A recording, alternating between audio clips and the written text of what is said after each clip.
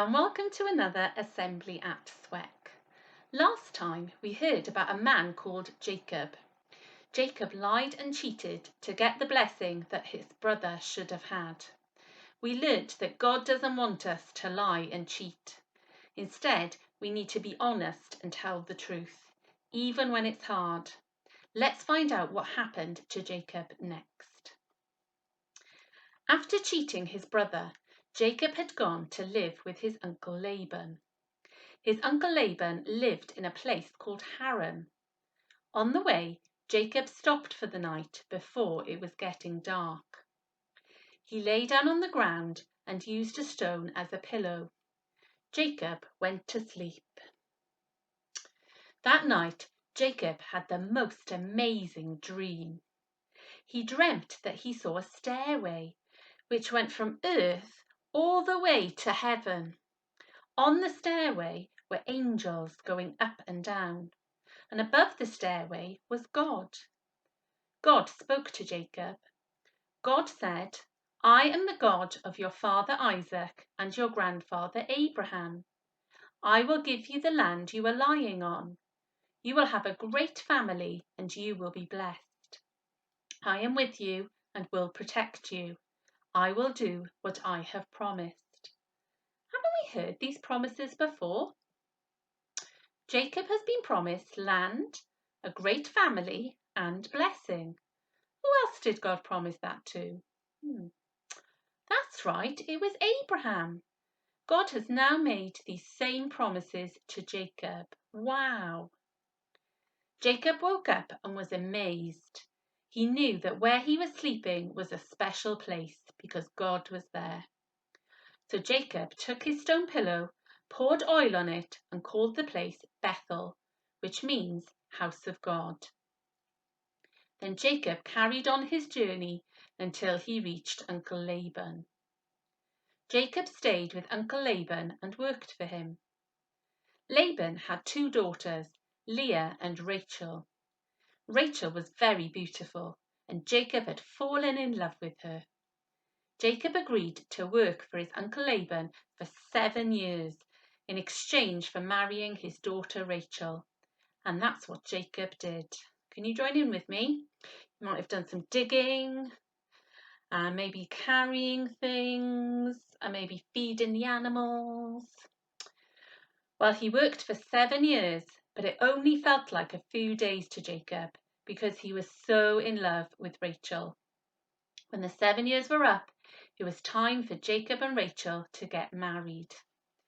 So Laban planned a big party and they had a big celebration. Are you ready? For the next day, Jacob discovered something. Jacob hadn't married Rachel. Instead, he'd married her older sister Leah. Oh no! This time Jacob had been cheated and lied to. Jacob said to Laban, "What have you done? I have worked 7 years so that I can marry Rachel. Why have you tricked me?" Laban explained that it was tradition for the eldest daughter to be married first, which is why he ended up marrying Leah.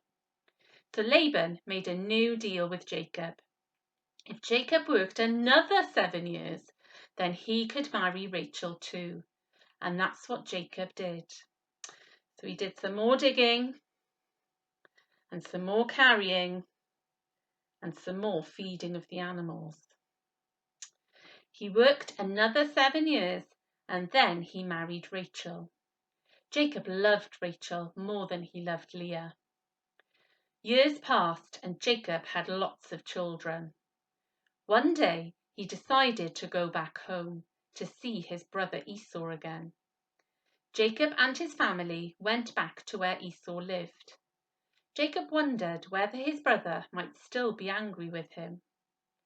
As Jacob got closer, he bowed down to the ground 7 times.